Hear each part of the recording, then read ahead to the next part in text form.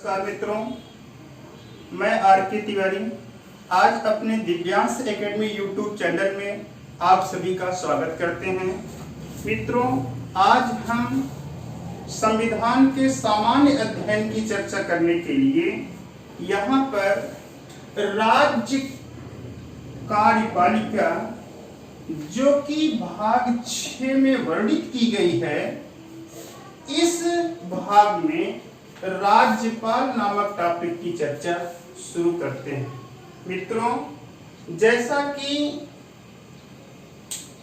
राज्यपाल के संदर्भ में कहा जाता है कि राज्यपाल राज्य का संवैधानिक प्रधान होता है।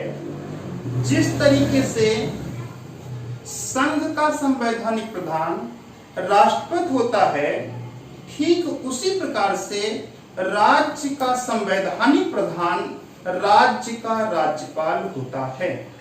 दोनों में जो अंतर होता है वह यह होता है कि राज्यपाल के पास विवेक का अधिकार होता है, जबकि राष्ट्रपति के पास विवेक का अधिकार नहीं दिया गया है।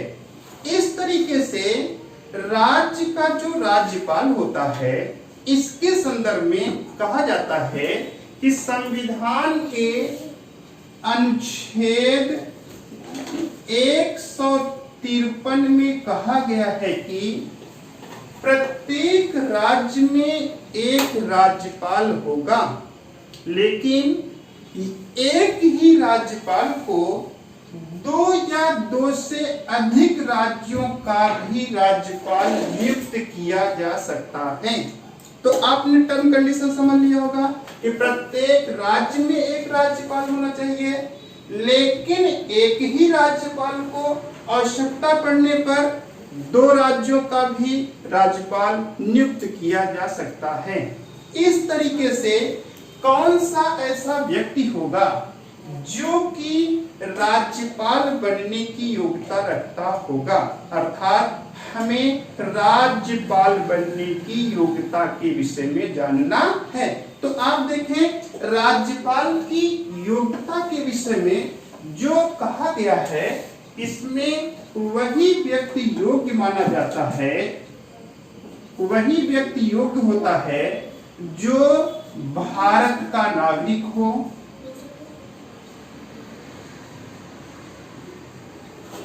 भारत का नागरिक हो, पहली बात।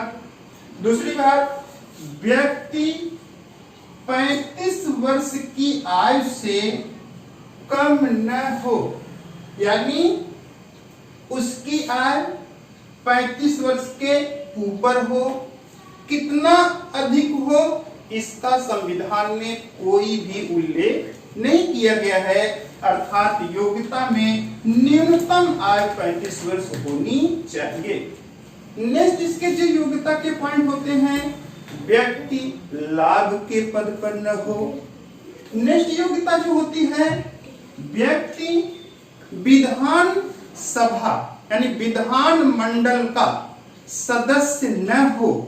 अगर वह है भी तो राज्यपाल नियुक्त होते समय अपने पूर्व पद का त्याग पत्र करता है, तब वह राज्यपाल के पद पर होता है। तो हमें विश्वास हो गया कि आप समझ गए होंगे कि राज्यपाल बनने के लिए क्या क्या योग्यता होनी चाहिए।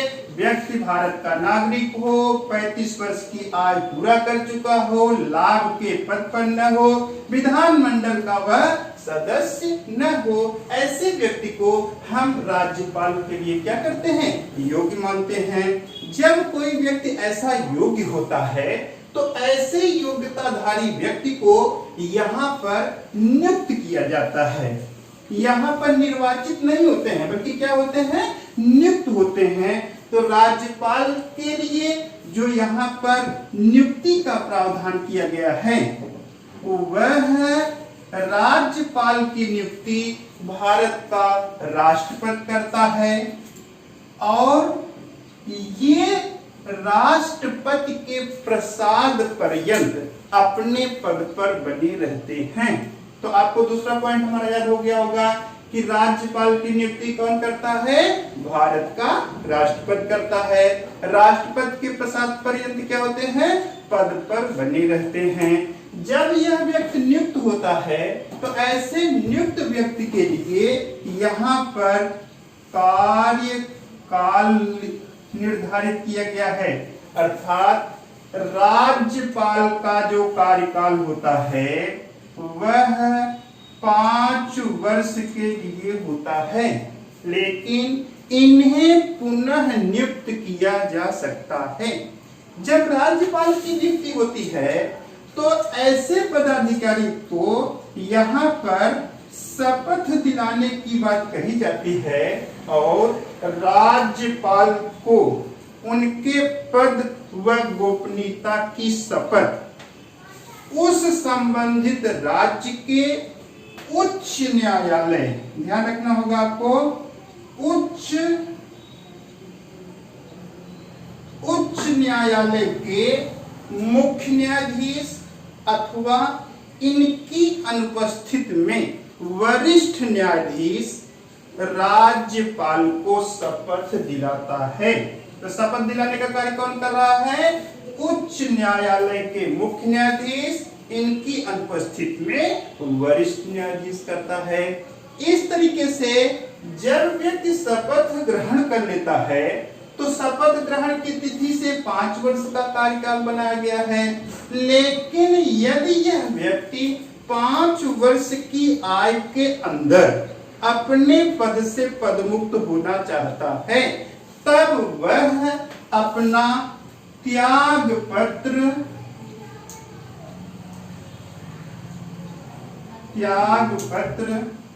राष्ट्रपति को देकर अपने पद से पदमुक्त हो सकता है। अर्थात नियुक्ति राष्ट्रपति करता है और त्यागपत्र राष्ट्रपति को देता है, अपने पद से क्या हो जाएगा? पदमुक्त हो जाएगा। इस तरीके से इतनी योग्यता के रखने के कारण व्यक्ति को अब यहाँ पर जो वेतन दिया जाता है वह वेतन राज्य की संचित निधि से दिया जाता है और वर्तमान समय में राज्यपाल का जो वेतन बनाया गया है वह 3,50,000 रुपए ये प्रति माह के हिसाब से इनको वेतन दिया जाता है।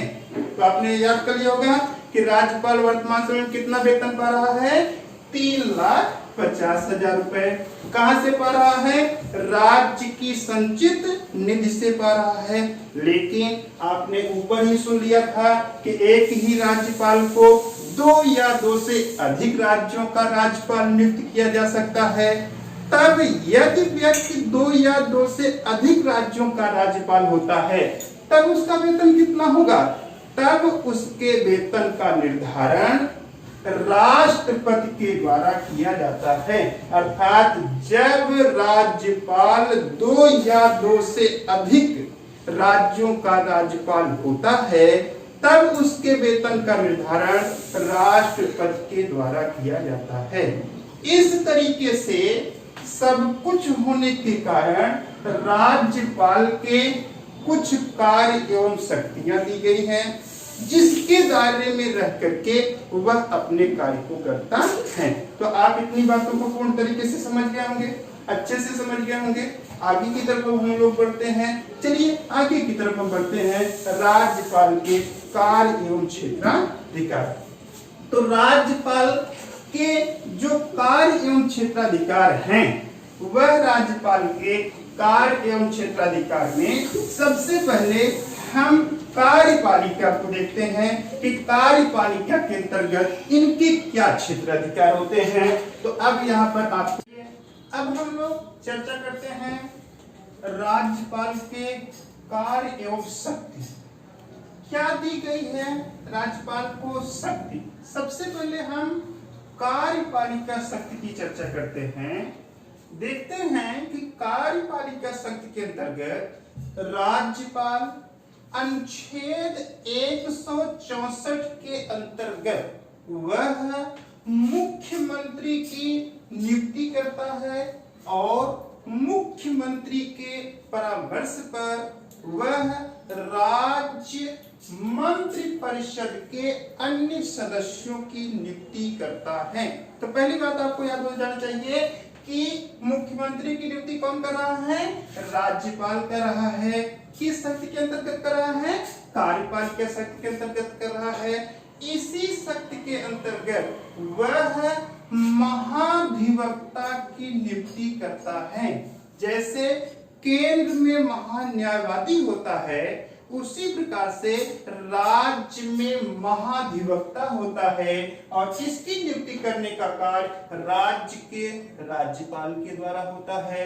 इसी शक्ति के अंतर्गत राज्यपाल राज्य लोक सेवा आयोग के अध्यक्षों व सदस्यों की नियुक्ति करता है। तो जो राज्य लोक सेवा आयोग होते हैं, इनके जो अध्यक्ष व सदस्य होते हैं, इनकी नियुक्ति करने का अधिकार राज्यपाल को होता है और अपनी कार्यपालिका शक्ति के अंतर्गत करता है। राज्यपाल राज्य विश्वविद्यालय के कुलपतियों की नियुक्ति करता है और स्वतः कुलाधिपति बना रहता है। तो वह राज्य के जितने भी राज्य विश्वविद्यालय होते हैं, उनके जो कुलपति होते हैं, उनकी नियुक्ति करता है और स्वतः क्या बना रहता है? कुलाधिपति बना रहता है।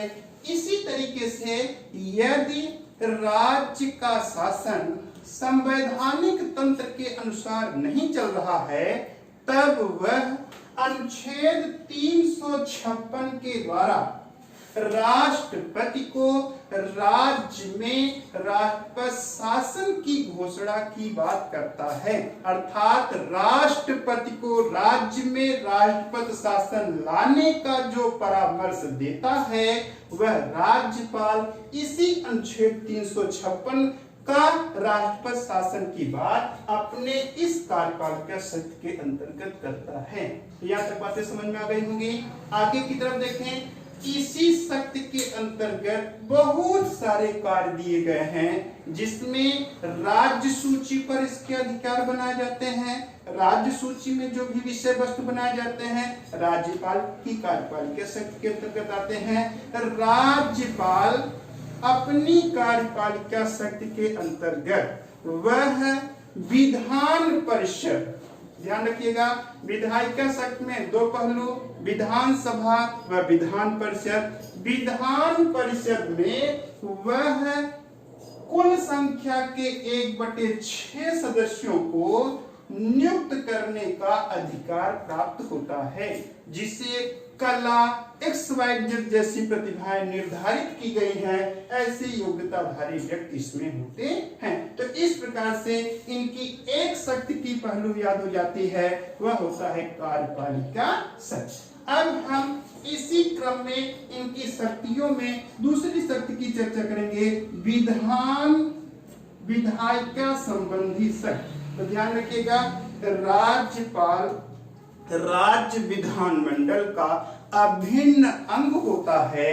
वह विधानसभा व विधान परिषद को समय समय पर बुलाता है और विधानसभा को भंग करने की शक्ति राज्यपाल को विधायिका संबंधी शक्ति के अंतर्गत प्रदान की गई है। तो ध्यान रखिएगा, विधानसभा को भंग करने की शक्ति किसको दी गई है? राज्यपाल को दी गई है। किस शक्ति के अंतर्गत दी गई है?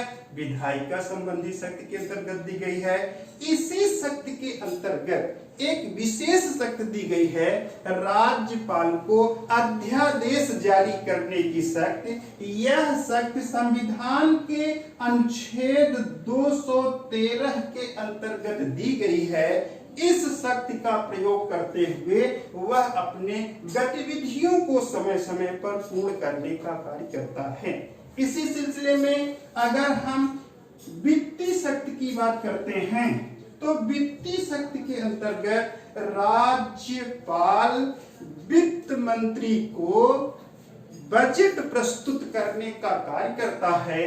यानी जो कार्यों का लेखा जोखा होता है, आय व्यय का जो निर्धारण होता है, यह वित्त मंत्री के द्वारा दिया जाता है और वित्त मंत्री बजट को लाने का कार्य राज्यपाल के दिशा निर्देश में करता है और राज्यपाल इसे अपनी वित्तीय शक्ति के अंतर्गत करता है। वित्त मंत्री को बजट देने का कार्य, वित्त मंत्री के द्वारा बजट प्रस्तुत करने का कार्य राज्यपाल के इस वित्तीय शक्ति के अंतर्गत होता है। इसी तरीके से राज्यपाल अपनी न्यायिक शक्ति का कार्य करता है। न्यायिक शक्ति में कहा गया है कि राज्यपाल अपने राज्य क्षेत्र में वह मृत्युदंड की सजा को छोड़कर अन्य सभी प्रकार की सजाओं को वह माफ कर सकता है। यानी अगर मृत्युदंड की सजा दी गई है, समवर्ती सूची पर कोई विषय वस्तु बनाया गया है, ऐसी वस्तुओं को छोड़कर वह कोई भी सजा प्राप्त व्यक्ति को उनकी सजाओं को कम कर सकता है, माफ कर सकता है। यह राज्यपाल की अपनी न्यायिक शक्ति के दायरे में आता है। इस स्वरूप में सब कुछ देखते हुए इनकी कार्य एवं शक्तियों का जिक्र होता है। इन्हीं कार्य एवं शक्तियों के बाद एक सामान्य तरीके के प्रश्न की बात आती है कि किसी भी राज्य की पहली महिला राज्यपाल कौन थी? तो इसके जवाब में हम सरोजिनी नायडू को पहली महिला राज्यपाल कहते हैं। यह उत्तर प्रदेश की पहली महिला राज्यपाल थी। इन्हीं को भारत की पहली महिला राज्यपाल होने का गौरव प्राप्त होता है। यानी उत्तर प्रदेश की तो थी ही थी, अगर पूरे भारत के परिदृश्य में देखा जाए कि पहली महिला राज्यपाल कौन हुई, तो ये हुई आपको सरोजिनी नायडू। इसी सिलसिले में महिला मुख्यमंत्री के संदर्भ में कहा जाता है कि सुचेता कृपलानी उत्तर प्रदेश की पहली महिला मुख्यमंत्री होने के साथ साथ भारत की भी पहली महिला मुख्यमंत्री बनी। इस सिलसिले में आज हम अपने सामान्य अध्ययन की सामान्य गतिविधियों को यहीं पर रोकते हैं। आशा करते हैं कि ये वीडियो आपको अच्छा लगा होगा। आप इसे अधिक से अधिक लाइक, सब्सक्राइब और शेयर करिए, जिससे इससे अधिक से अधिक लोग लाभान्वित हों। आज यहीं पर धन्यवाद।